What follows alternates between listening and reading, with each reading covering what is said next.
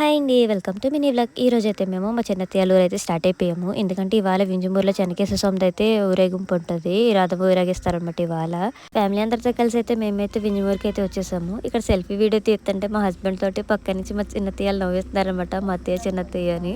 అదేంటో గాని యూట్యూబ్ కోసం వీడియో తీస్తున్నానంటే చాలు భయపడిపోతారు మా వోళ్ళు. కొంతమంది అయితే బాగానే సపోర్ట్ చేస్తారు. కోఆపరేట్ చేసేవాళ్ళు తక్కువ, భయపడేవాళ్ళు ఎక్కువ అని. ఇక్కడ వాటర్ ట్యాంక్‌తో నీళ్ళైతే చల్లుతున్నారు. ఎందుకంటే రథం లాగేటప్పుడు చెప్పులు వేసుకోరు కదా! వాళ్ళకి కాళ్ళు కాలకుండా ఇక్కడ వాటర్ అయితే చల్లుతున్నారు. ఎండలు అవన్నీ కాళ్ళు కాలిపోతాయి అసలు మామూలుగా లేవు ఎండలైతేని. ఫైనల్లీ రథం అయితే వచ్చేసింది.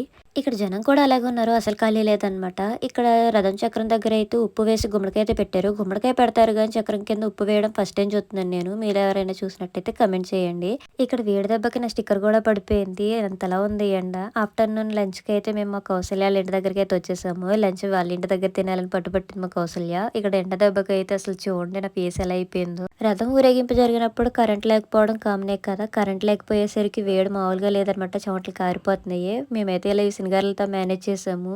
మా హస్బెండ్ ఇంక ఈ వేడి తట్టుకోలేక కార్‌లో ఏసీ యేసుకొని పడుకున్నారు లంచ్ కంప్లీట్ అయిపోయిన తర్వాత.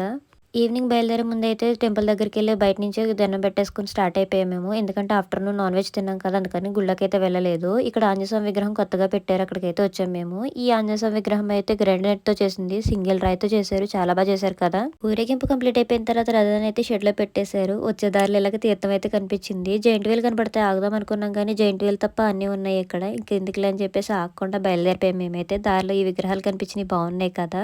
ఫైనల్లీ మేమైతే ఇంటికి రీచ్ అయిపోయాం. అంతే ఇంక వీడియో ఉంటా. Bye bye.